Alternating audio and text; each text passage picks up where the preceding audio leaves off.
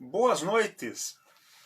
O amor por princípio e a ordem por base, o progresso por fim. Minhas amigas, meus amigos, minhas correligionárias, meus correligionários, interessados, conhecidos, público em geral, boas noites.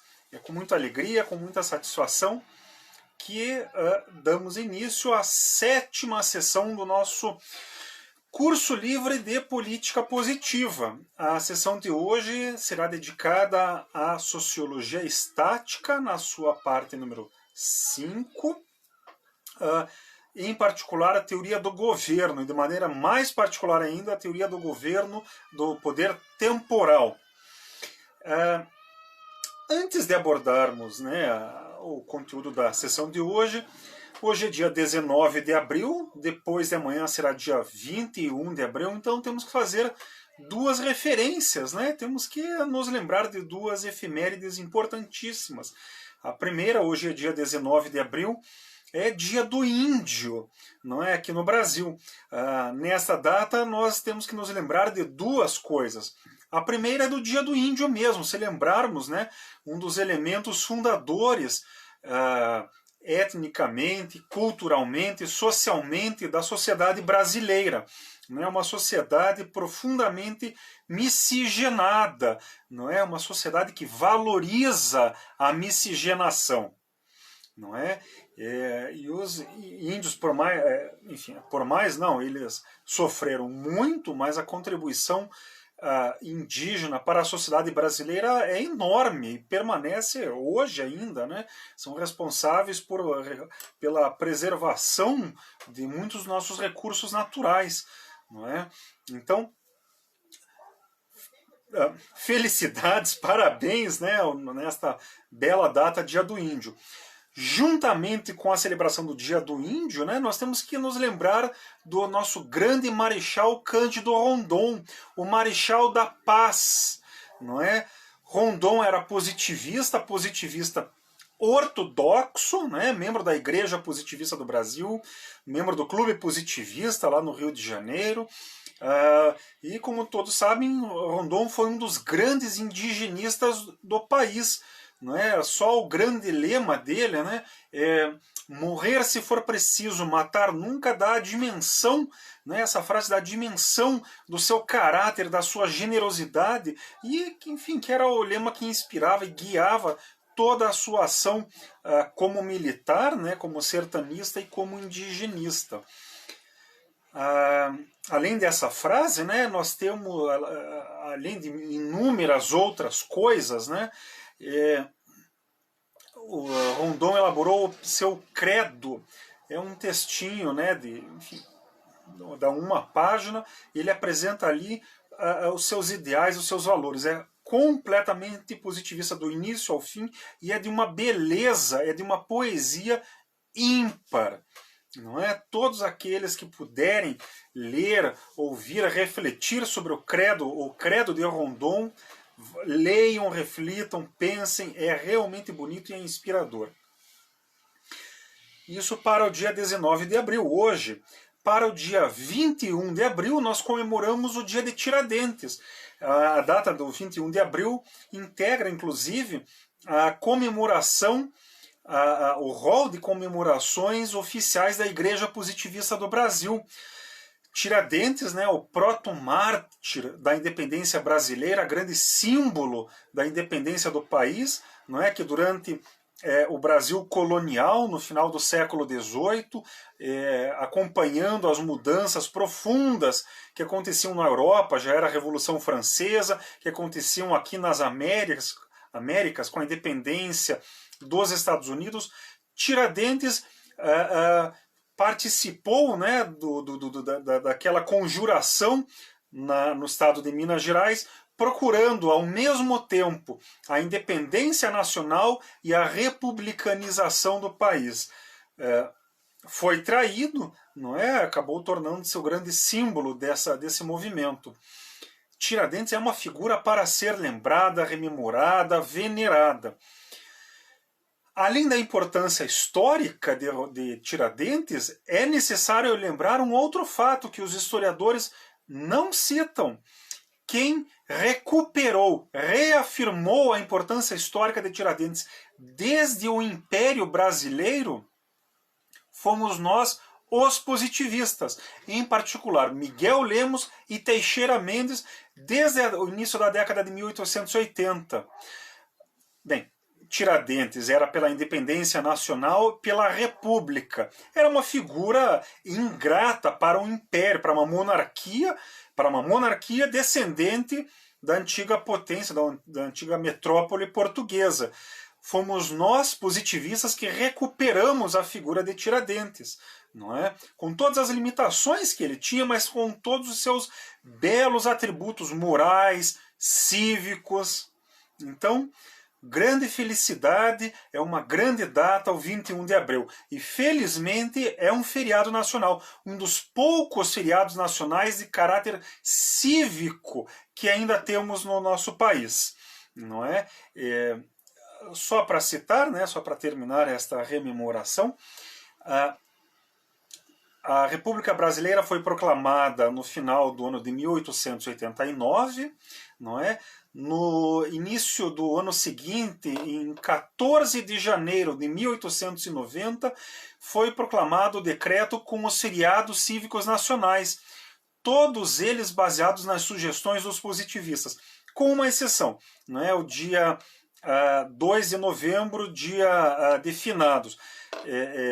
Nós positivistas aceitamos, né, mesmo em termos para aceitarmos o hábito consagrado aqui no Brasil de fazer o dia 2 de novembro dia de finados.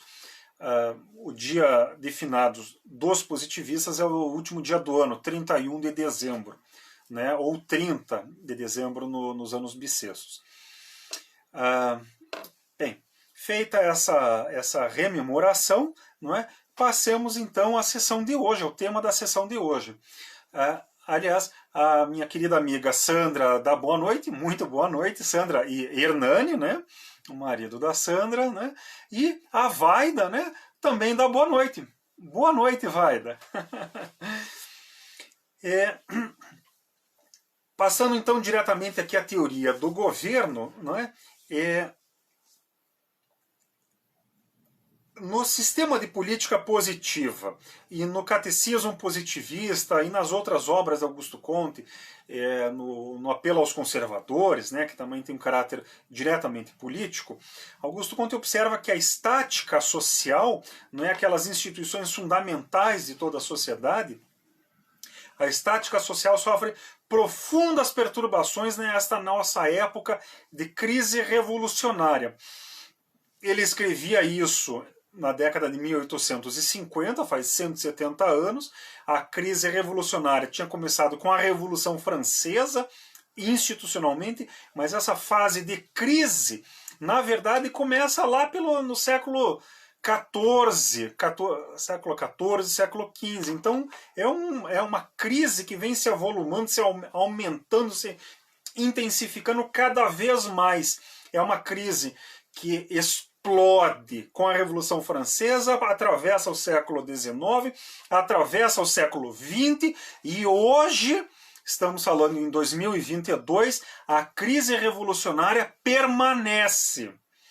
A conjuntura política ocidental não é a mesma mais da Revolução Francesa, mas o movimento crítico, revolucionário, que abala as sociedades ocidentais e, por extensão, o mundo, e é necessário indicar o mundo, não é?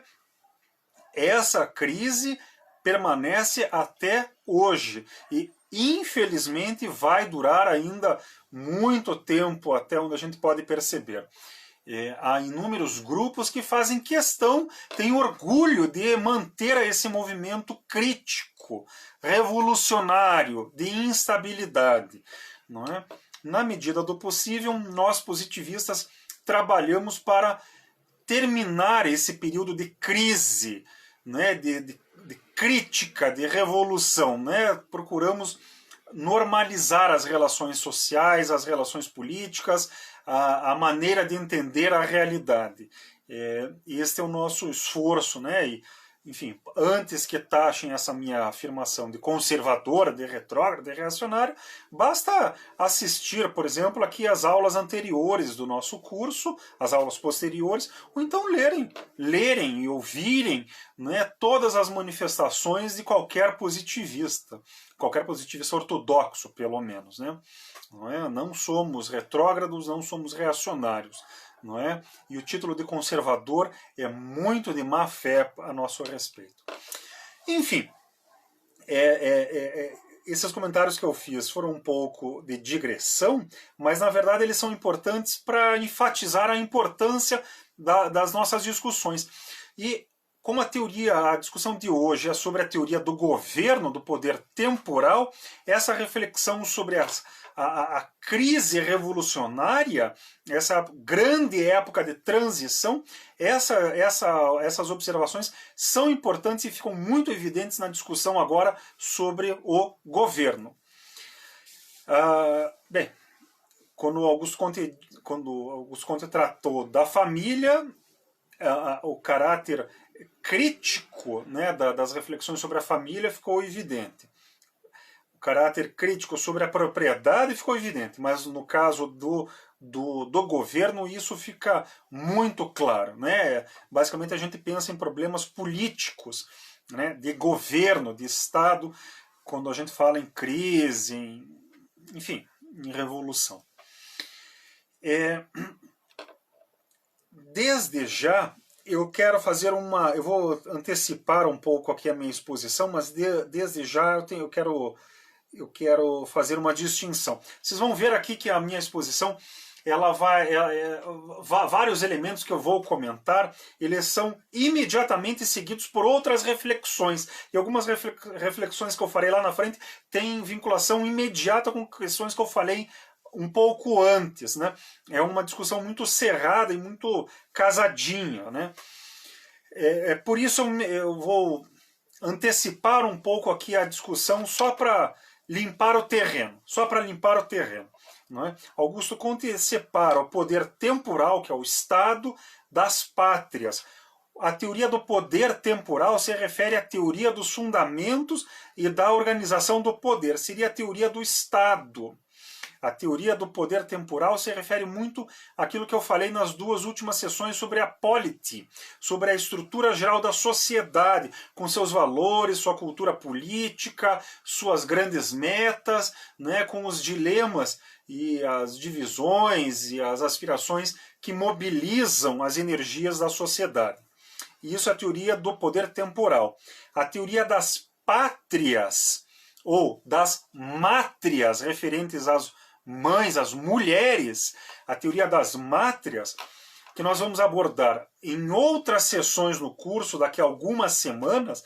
A teoria das mátrias corresponde à teoria das unidades políticas concretas, em que interagem os dois poderes, o temporal e o espiritual, que a gente vai comentar daqui a pouquinho, o Estado e a sociedade civil, as classes sociais, as famílias, os indivíduos, etc, etc, etc.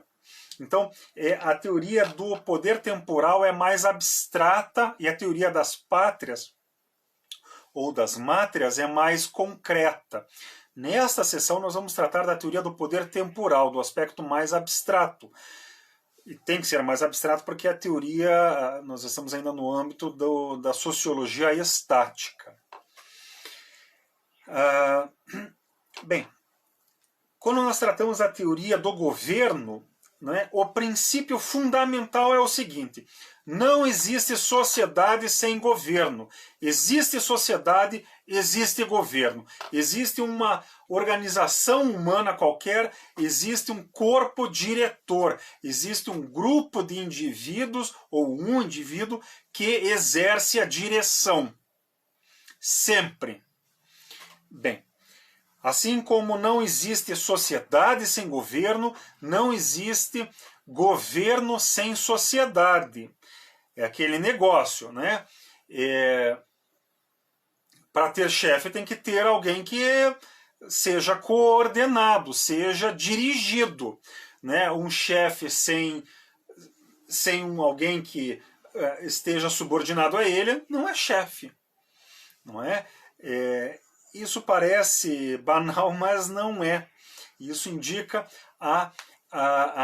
isso indica a íntima relação ou a necessidade mútua entre governo e sociedade. Quando a gente fala que não existe sociedade sem governo, nós estamos estabelecendo, afirmando um princípio geral e estamos indicando que a sociedade precisa ter o governo. E quando Augusto Comte afirma que não existe governo sem sociedade, nós estamos lembrando aos governantes que os governantes precisam dos governados. Não é? Precisam dos governados. Têm dependência dos governados. Bem, para Augusto Comte, a função do governo é coordenar os esforços coletivos. A função do governo é coordenar os esforços coletivos. É claro que, ao longo da história, diferentes situações sociais, diferentes princípios organizadores das sociedades, diferentes relações sociais entre os grupos mudaram a maneira como os governos coordenam os esforços coletivos. Não é? Sociedades militares, sociedades do direito divino dos reis, são sociedades mais duras, em que o mando é mais vertical e mais violento. Não é? Sociedades que não respeitam os indivíduos, não respeitam as liberdades individuais, não é? Que desprezam essas coisas, não é? A relação entre governante e governado é mais dura, então a coordenação é mais dura mesmo, mais violenta, não é? Sociedades em que os indivíduos em que a autonomia, a dignidade individual é mais respeitada, em que há maior respeito pela dignidade humana, em que a paz é mais valorizada, a fraternidade é mais valorizada, a relação entre governantes e governados é mais suave, a coordenação assume um caráter mais de coordenação, em vez de mera imposição. Não é? É claro que se a sociedade é composta por indivíduos livres ou por muitos escravos, também a relação muda, não é? Bem, se a função do governo é coordenar os esforços coletivos, nós temos que entender que há dois tipos de governo. E a teoria dos dois tipos de governo,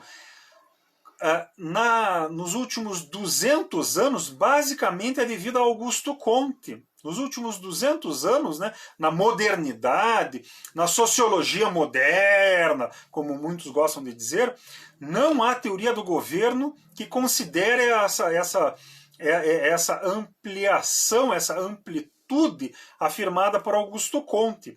A teoria dos dois poderes, contemporaneamente, é de Augusto Comte, e na verdade é só de Augusto Comte. Ele segue, na verdade, a tradição católica, né, da reflexão que vem de 2000 anos. Augusto Comte torna positiva a reflexão católica, mas, enfim, depois de Augusto Comte, ninguém mais mesmo adota essa divisão, e governo é só Estado. Não existe governo espiritual. E isso é muito problemático, a gente vai ver ao longo dessa sessão e na próxima sessão, com certeza. Na próxima sessão, na semana que vem, nós abordaremos o poder espiritual. E aí isso vai ficar muito claro mesmo. Bem, há dois tipos de governo, há dois tipos de estruturas sociais, de colegiados sociais que coordenam os esforços coletivos. Nós temos o poder temporal, que é responsável pela ordem civil, não é? Ele é prático, não é? E ele é impositivo, ele impõe sua vontade, em última análise. E nós temos do outro lado o poder espiritual, que é responsável pela ordem moral, pelos valores, pelas ideias, não é? Então ele é teórico, ele se refere às ideias, é teórico no sentido de que ele se refere às ideias e aos sentimentos, né? É teórico em oposição a prático, não teórico no sentido de que é uma mera divagação ou que é uma hipótese a ser verificada. Não, é teórico no sentido que se refere à cabeça, né? Às ideias e aos valores. O poder espiritual ele é teórico em contraposição a prático e em contraposição ao caráter impositivo do poder temporal, o poder espiritual baseia-se no livre assentimento dos fiéis, no livre assentimento dos indivíduos, não é? No livre assentimento das ideias e dos valores, não é? Nesta sessão nós vamos tratar do poder temporal, não é? Bem, então vejam, primeiro, o governo. Não existe sociedade sem governo, assim como não existe governo sem sociedade. Nós temos aí dois tipos de governo, temporal e espiritual. Bem, o governo propriamente dito, o governo, como a gente fala, o Estado, né, na terminologia contemporânea, ele se baseia em dois princípios por sua vez. Em dois princípios fundamentais. São o princípio de Aristóteles e o princípio de Hobbes. Aristóteles viveu no século IV antes da Era Corrente, então faz 25 séculos, 2.500 anos, um pouco menos, 2.400 anos. Hobbes viveu no século XVII, então faz aí 300, 400 anos. Então vejam, de Aristóteles para Hobbes são 2.000 anos. É muito tempo. Augusto Comte observa que desde Aristóteles, o único passo fundamental na teoria do governo foi dado por Hobbes 2.000 anos depois. 2.000 anos depois. E, enfim, quem sistematiza e organiza isso é Augusto Comte. Quem junta os dois é Augusto Comte. Bem, o princípio de Aristóteles, que está no início da política de Aristóteles, não é o seguinte: toda a sociedade consiste na divisão dos ofícios e na convergência dos esforços. Toda a sociedade é a divisão dos ofícios, a especialização das pessoas, né? Eu sou sociólogo e servidor público. Os garis, que são servidores públicos, de modo geral, né? Às vezes terceirizados, mas enfim, há empresários, há prestadores de serviços, há atendentes de bordo em aviões, aos pilotos dos aviões, há capitão de navio, há malucos que fazem guerra, não é? Há veterinários, há comerciantes, etc, etc, etc. E essa é a separação dos ofícios, não é? É a divisão do trabalho, muito simplesmente.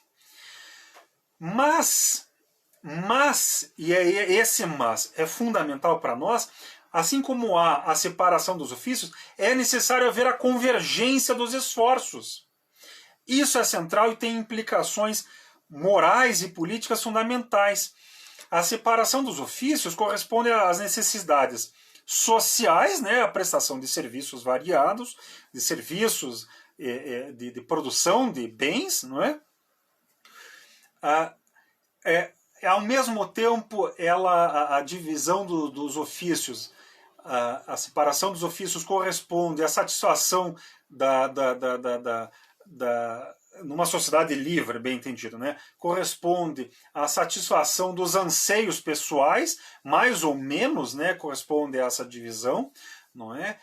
Idealmente ela corresponde a isso, não é? E também ela permite a satisfação dos egoísmos individuais e coletivos, não é? Não é à toa, por exemplo, que os liberais, né, os liberais da economia, afirmam só a separação dos ofícios. Por quê? Porque eles são individualistas e a separação dos ofícios dá livre curso ao individualismo. Não é? Os liberais do século XIX, que eram individualistas e a favor do egoísmo, né, diziam, olha, vícios privados, virtudes públicas. Eles queriam que a sociedade fosse a mera soma dos vícios particulares, do egoísmo particular.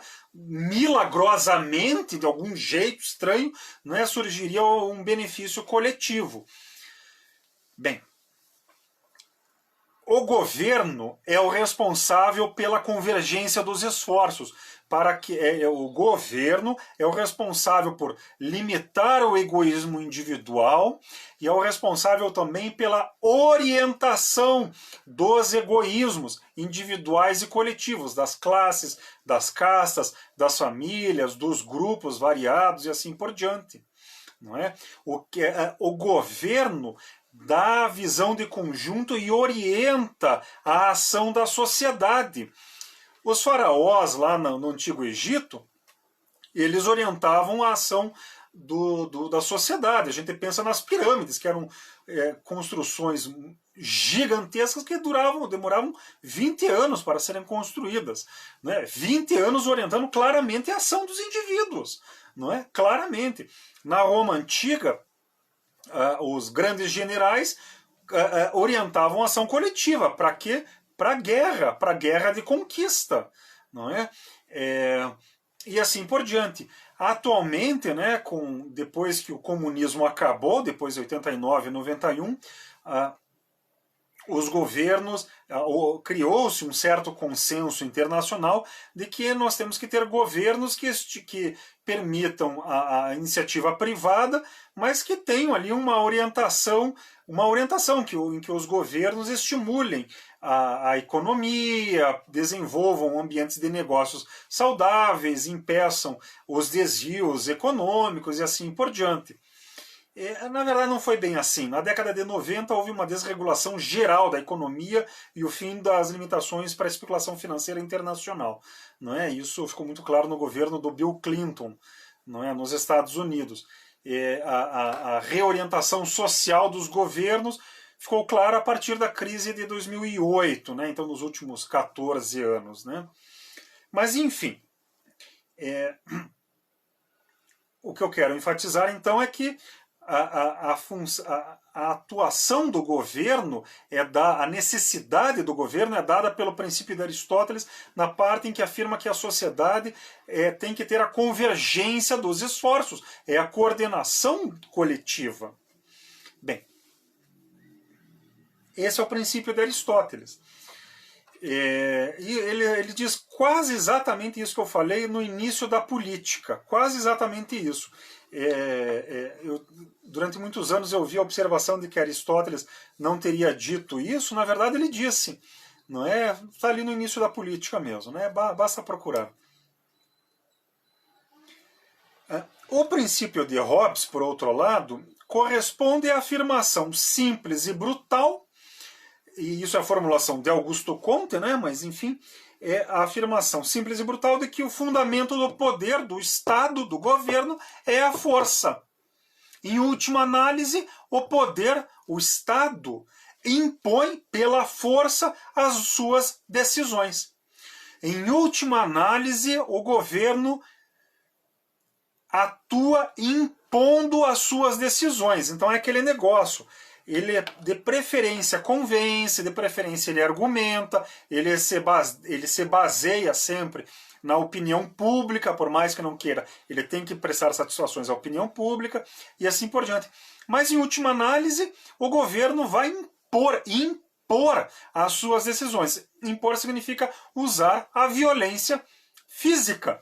Isso está claro ao longo nas várias obras de Thomas Hobbes em que ele trata da política. Classicamente na obra O Leviatã, mas também no De Cive, que é sobre o cidadão ou do cidadão. Não é? O De Cive é uma obra um pouco menor, deveria incorporar um tratado maior sobre a filosofia natural de Hobbes, e aí ele escreveu o De Cive, escreveu outras partes, e aí mais ou menos abandonou, e alguns anos depois escreveu o Leviatã, que aí é uma obra sistemática, grande, maravilhosamente bem escrita, não é? Então, o governo temporal baseia-se nesses dois princípios. Aristóteles, a separação dos ofícios, convergência dos esforços, e princípio de Hobbes. O fundamento do governo é a força física. Hobbes diz isso e é sistematizado por Augusto Comte na década de 1850. Augusto Comte diz isso. Bem, para quem conhece teoria sociológica, Augusto Comte dizia isso muito antes de Max Weber, que popularizou essa afirmação, com a diferença de que Weber adotou uma linguagem economicista. Augusto Comte adotou uma linguagem sociológica, propriamente sociológica. Não é? Bem, indo para frente. Vale observar aqui que o poder não é algo que a gente tem. Eu tenho uma caneta, eu pego a caneta, eu solto a caneta. Eu posso pegar a caneta e jogá-la, e ela vai cair. Talvez caia na rua. Se ela cair na rua, alguém vai pegar a caneta.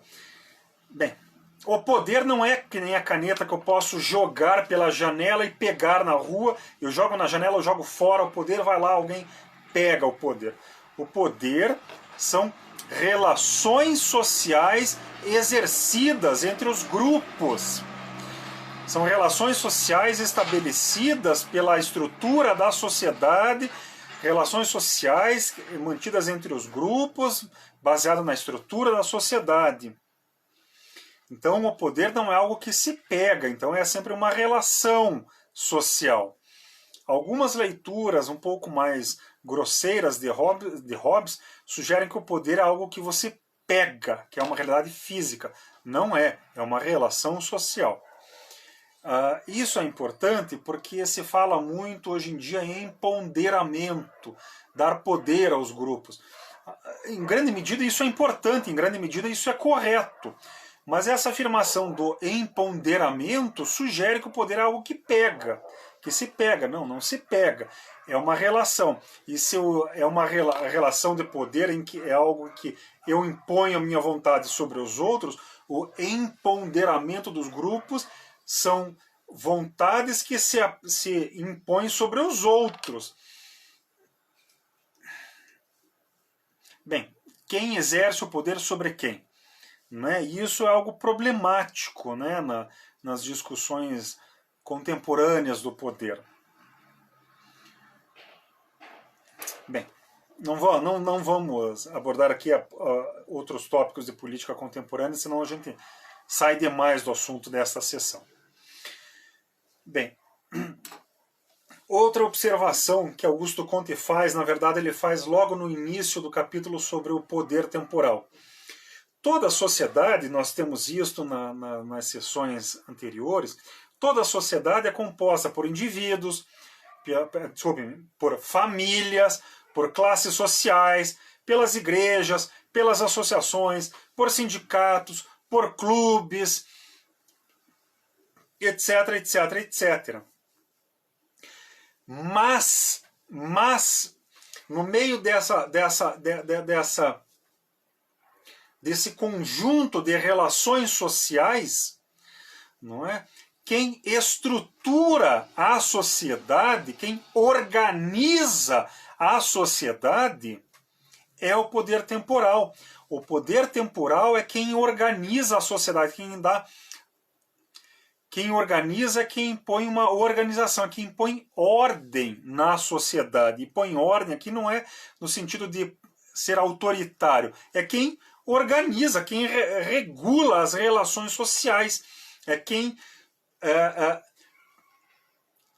realiza de fato, na prática, o poder temporal é prático, né? É quem realiza na prática, não é? Aqueles valores sociais, os anseios, não é? As relações sociais variadas e assim por diante. Então, é o poder temporal que estrutura a sociedade, não é? E ele organiza a sociedade, seja porque ele impõe a ordem, seja porque ele impõe as leis, não é? Então, a estrutura social é dada pelo poder temporal. Então, nesse sentido, a estrutura social é uma estrutura política, não é? A estrutura social, nesse sentido, é uma estrutura política. Não entendam essa minha afirmação no sentido de que tudo é político, logo tudo é uma relação de poder, logo vamos acabar com o poder, logo vamos acabar com tudo. As relações familiares existem antes do Estado. Então, as relações familiares existem antes das relações políticas. A língua existe antes do Estado. A propriedade existe antes do Estado. A afetividade existe antes do Estado. O Estado estrutura, regula, disciplina, orienta essas relações todas, não é? Então dizer que tudo é poder não dá. Não dá. Não dá para dizer que tudo é relação de dominação em que um obedece e outro cala a boca. Um manda e outro obedece cala a boca. Não dá. Não é? Isso é um exagero ultrapoliticista, ultrapolitizante, próprio à nossa época. Não é? A política identitária é isso. Não é? O marxismo até é isso, mas não de maneira tão clara quanto a política identitária. E isso envenena as relações sociais. Isso envenena as relações sociais. Não é? Torna tudo foco de disputa. Tudo foco de disputa. E isso envenena as relações sociais. Isso faz mal para todos nós, para as relações sociais e para os indivíduos. Bem, seguindo adiante. A teoria do governo, não é, como nós estamos indicando, ela se baseia em necessidades sociais muito claras. A coordenação coletiva. A coordenação coletiva, não é? Mas, embora seja menos evidente à primeira vista, também há fundamentos morais envolvidos na teoria do governo. Qual seria esse fundamento? Na veneração, no respeito para com os superiores. Não é? Aquele que se subordina tem que respeitar o superior, não é? Quando ele se submete, ele comprime o egoísmo. Ele comprime o egoísmo. Esse é o primeiro passo para o desenvolvimento do altruísmo. Bem,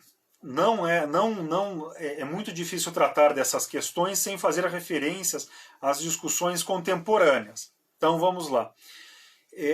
As discussões contemporâneas sobre o poder têm um elemento de destruição do poder. A subordinação, nas teorias correntes metafísicas, a subordinação é sempre degradante. Sempre degradante. Só não é degradante quando todos os cidadãos participam. Não é? Essa seria, por um lado, a teoria democrática e, por outro lado, as teorias participacionistas, que rejeitam o poder, exceto se nós participarmos diretamente do poder. Bem, então tem um viés de revolta contra o poder e de desejo de destruição do poder. Não é? Mas, por outro lado, em parte justificando os anseios de destruição do poder, mas apenas em parte justificando, há o problema de que quem governa tem que se mostrar digno, tem que se mostrar à altura das responsabilidades, tem que ser capaz de exercer de maneira adequada o poder. Adequada significa respeitando a dignidade de quem está abaixo, respeitando a dignidade de quem está abaixo e promovendo metas e objetivos coletivos capazes de serem respeitados pela coletividade. Bem,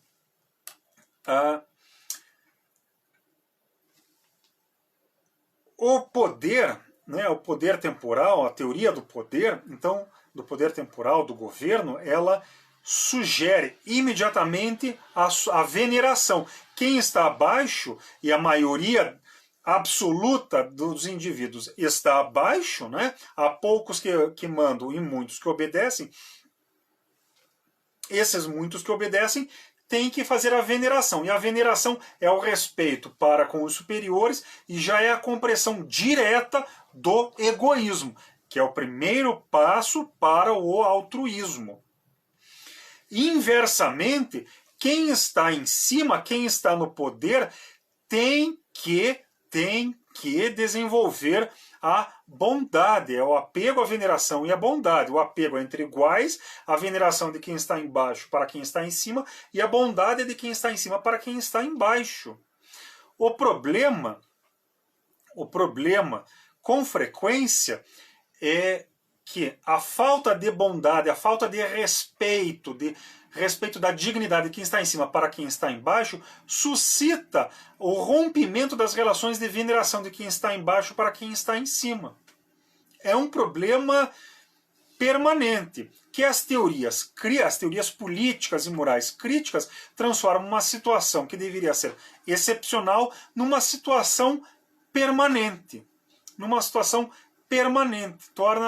Tornam-se o ideal da boa sociedade, essa revolta contra os superiores, contra os governantes. Isso é muito problemático política e moralmente. Bem, vejam só, a teologia estabelece o governo absoluto baseado na vontade indiscutível do rei como representante da divindade, né? Se nós pensarmos lá nas monarquias absolutas, não é, do século XVI, século XVII, não é? O rei era o representante da divindade. Ele falava diretamente com a divindade e, portanto, a vontade do rei era a vontade divina. Portanto, todo mundo tinha que obedecer sem discutir. Uma teoria teológica do poder implica uma relação brutal do governo sobre quem está abaixo. Quem está abaixo não são cidadãos, são súditos. Em inglês, súdito é subject. Em francês é sujet. Subject e sujet significam sujeitos, mas não sujeito daquele que age, sujeito naquele de que está submetido, não é? Então, na teoria teocrática, quem se submete está assujeitado ao poder. Tem que se submeter e ponto final. E ponto final. Não é? Isso no caso da teologia. No caso das teorias metafísicas, nós temos a metafísica é crítica, ela é destruidora, é a teoria que dissolve, que critica, que destrói a teoria teológica e que, portanto, se move no universo mental e moral não, mas mental da teologia. Então a metafísica, ela é crítica, ela é transição, ela é destruidora e ela é absoluta. Ela é tão absoluta quanto a teologia. Bem, a metafísica é crítica e é absoluta. A teologia afirma o absoluto dos deuses. A metafísica afirma, em contraposição ao absoluto dos deuses e dos reis, a metafísica afirma o absoluto do povo. Basta ler Rousseau. Basta ler Jean-Jacques Rousseau, no Contrato Social. Bem, o absoluto metafísico que se opõe ao absoluto teológico, no caso da metafísica, é o absoluto do povo. O absoluto do povo é a democracia. A teoria, filosoficamente, a teoria da democracia é uma teoria metafísica, crítica e absoluta. Assim como o rei não erra porque é a vontade de Deus, o povo, na teoria democrática, não erra porque é a vontade do povo. Só que o rei, representando a divindade, é substituída na democracia, na metafísica, pelo povo. O povo não erra. E a vontade do povo, não há recurso, não há apelação. A vontade do povo é a voz do povo é a voz de Deus.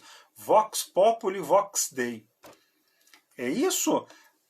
Teologia e metafísica. Absoluto teológico e absoluto metafísico.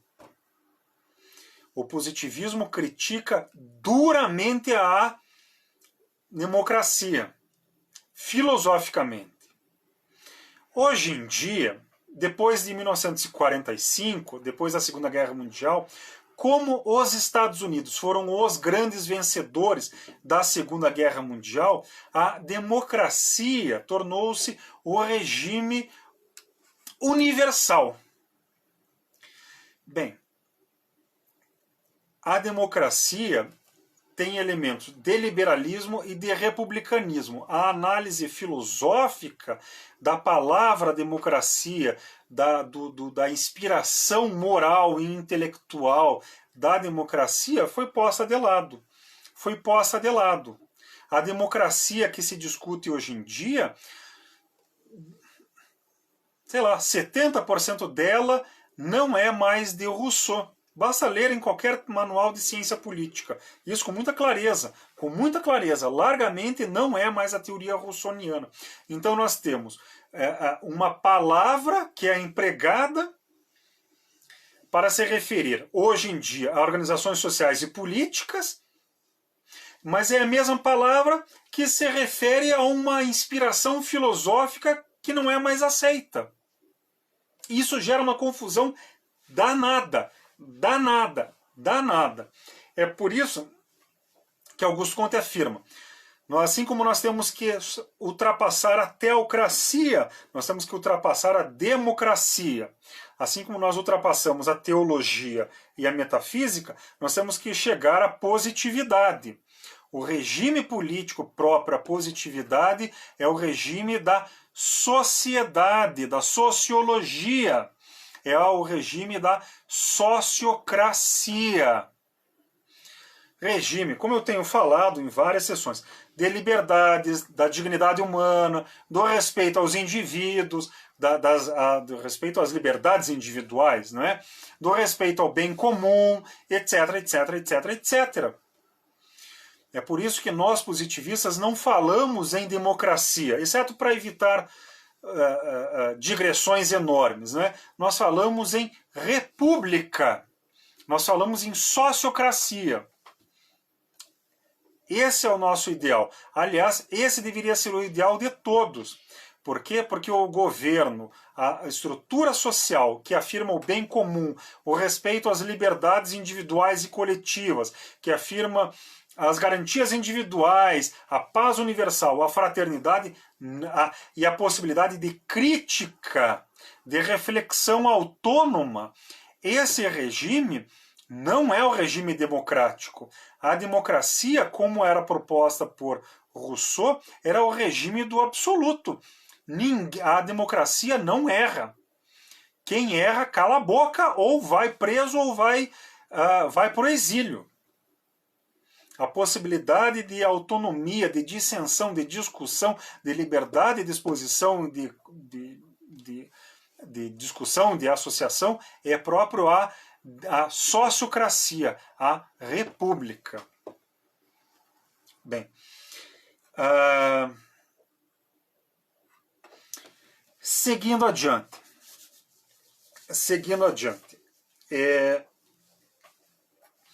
Só me deixem fazer uma anotação aqui. Vamos lá.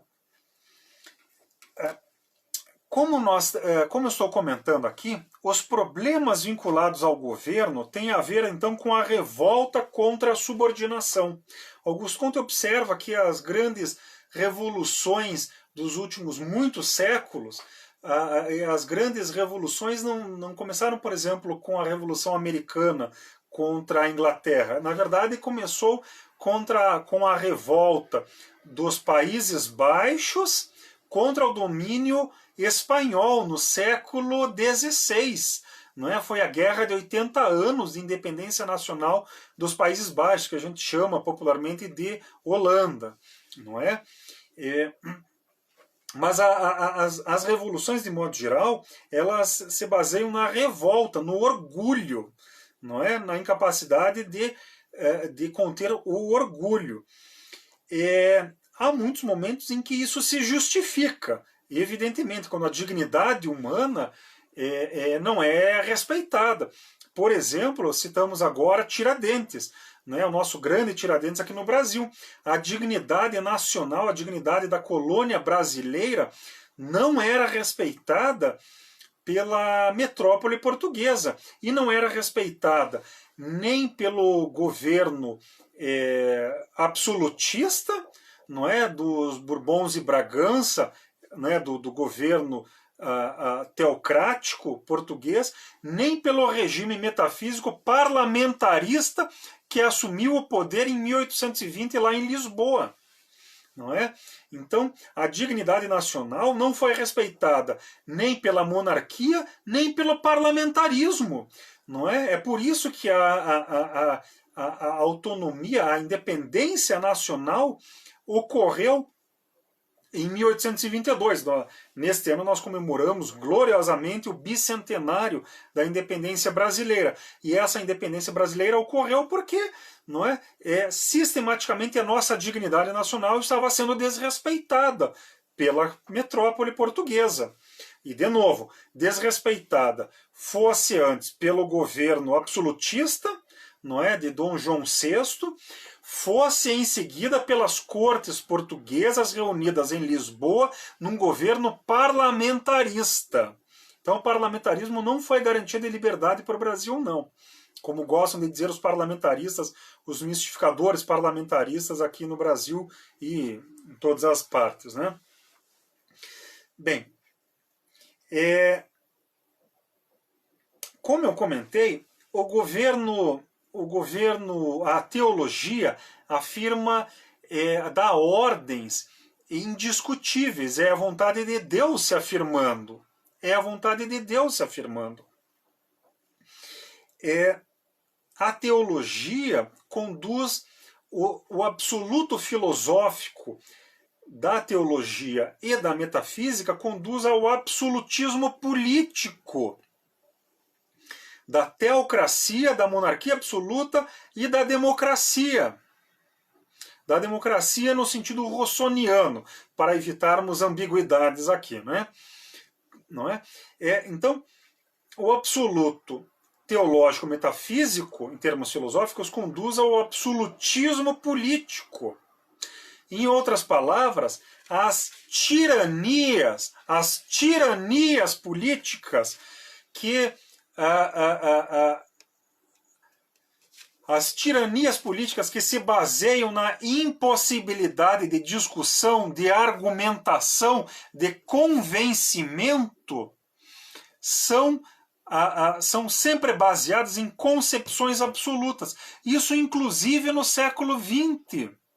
Inclusive no século XX, nós podemos entender perfeitamente bem os totalitarismos, sejam os totalitarismos nazifascistas, seja o totalitarismo comunista, como manifestações de absolutismos filosóficos, absolutismos metafísicos, a metafísica da nação, do povo, né, do Volk alemão, ou do proletariado, né, da classe social proletária lá na União Soviética. Não é?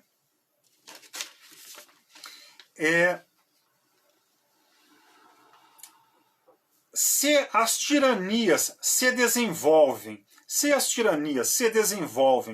porque elas se baseiam no absoluto, inversamente, o governo não tirânico é aquele que se baseia no relativismo, que se baseia ou que entende a necessidade de convencer os cidadãos, que tem como sociedade não súditos, não como subjects ou sujet, mas tem cidadãos, citizens, citoyens, não é? Tem indivíduos, grupos diversos que têm que ser convencidos, não é? Que apresentam seus interesses, apresentam suas perspectivas e cujas ações têm que ser coordenadas. Então vejam, uma sociedade não tirânica se baseia no relativismo filosófico e na possibilidade sempre afirmada e reafirmada de discussão e de convencimento. Uma sociedade não tirânica é uma sociedade que tem, então, uma sociedade civil atuante. Eu estou usando a expressão sociedade civil porque é uma expressão contemporânea, é uma expressão atual, eu já usei em outras sessões, e porque, em grande medida, ela é adequada à nossa discussão aqui. Augusto Comte não falava, como nós vimos antes, né, não falava em sociedade civil, ele falava em poder espiritual. Mas o conjunto da ação do poder espiritual, não é? A ação do poder espiritual é sobre a sociedade, e sobre a sociedade de maneira a moderar, coordenar, modificar a ação do poder temporal. Bem, na teoria política contemporânea dos últimos 20 e 30 anos, essa atuação se dá pela e na sociedade civil.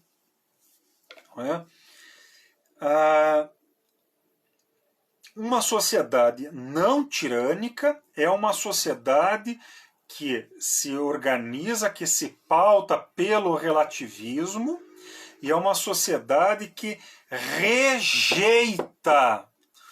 Isto é fundamental. É uma sociedade que rejeita as concepções absolutas.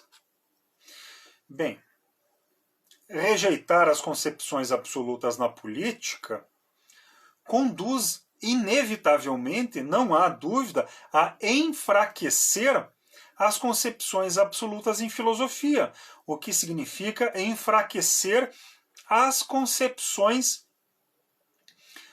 teológicas e metafísicas.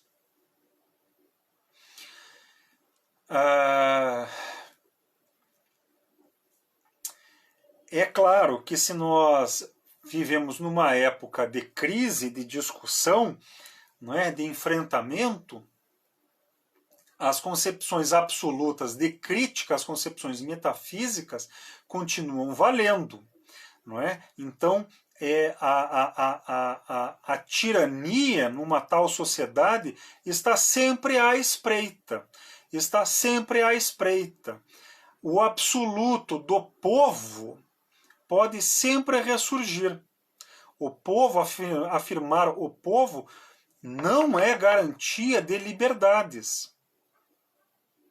Afirmar o povo não é garantia de liberdades. Eu estou falando isso em 2022.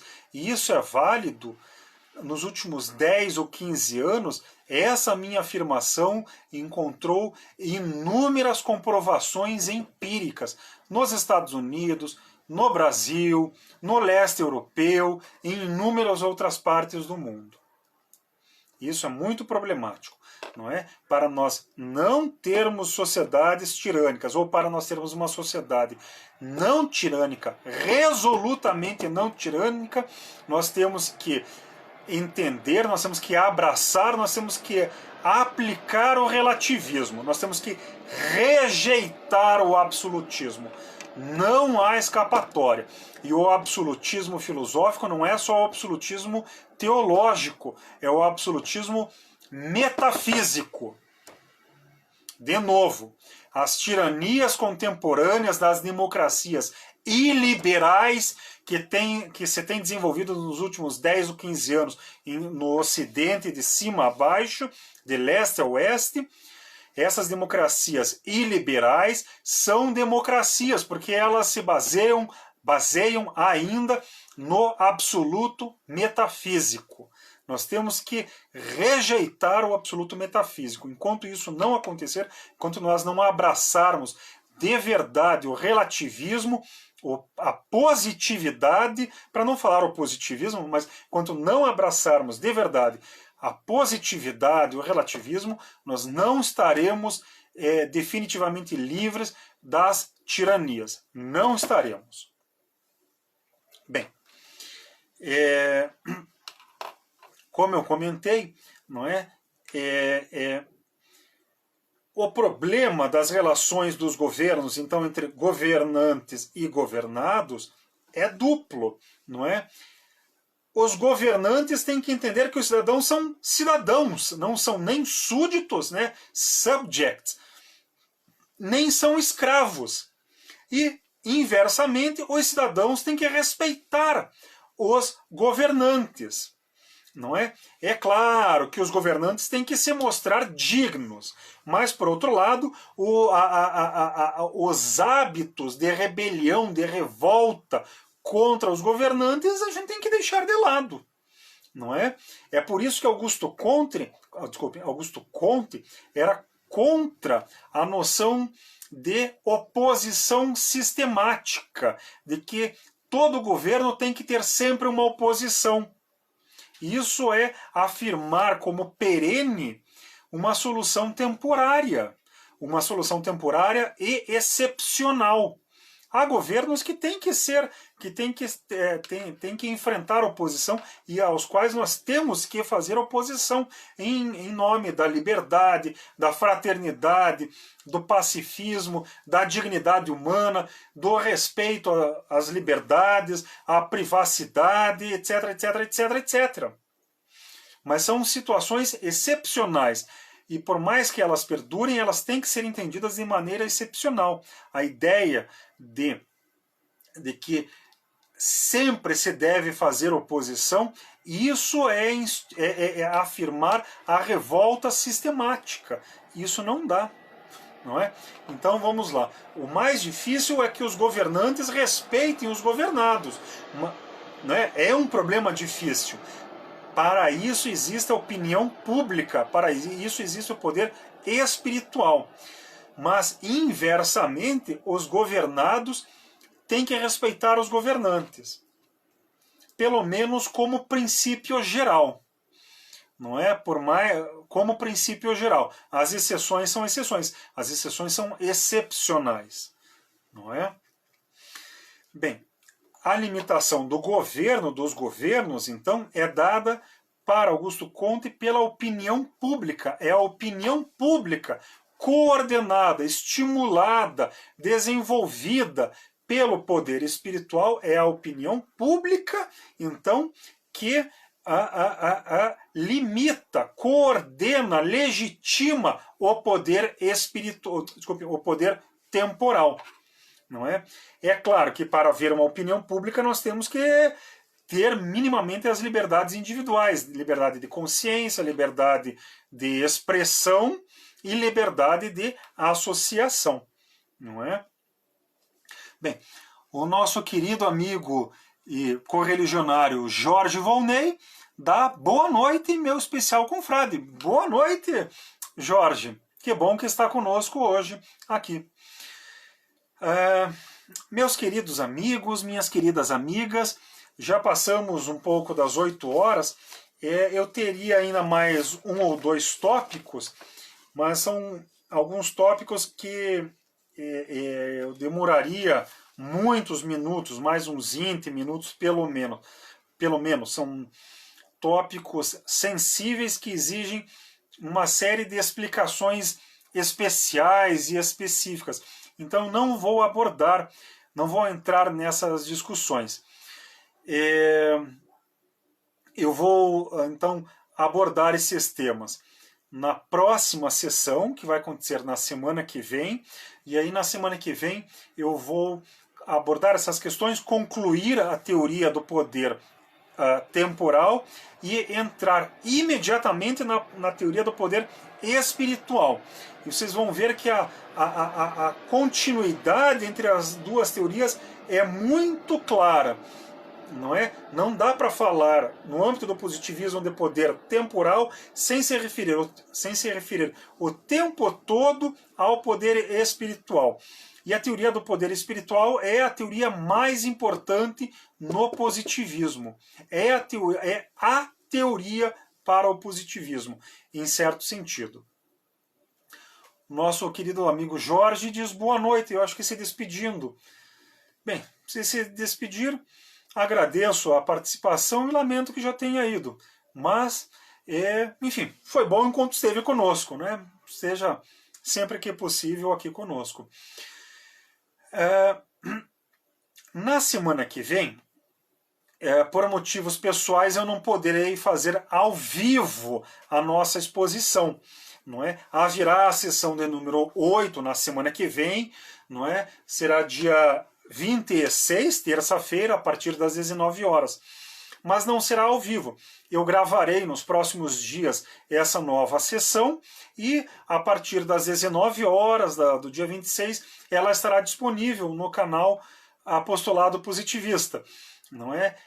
Não poderíamos contar, né, com a sempre importante, com a sempre estimulante participação ao vivo, né, com as interações do nosso público que assiste, não é? Mas é aquele negócio, né? As conversas, os debates, as dúvidas, as críticas, né?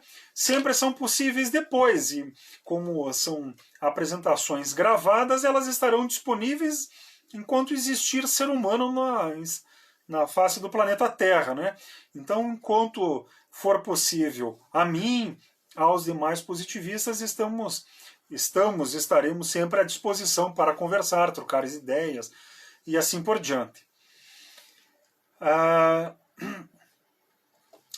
Para concluir, falar do governo, falar do poder é sempre um tema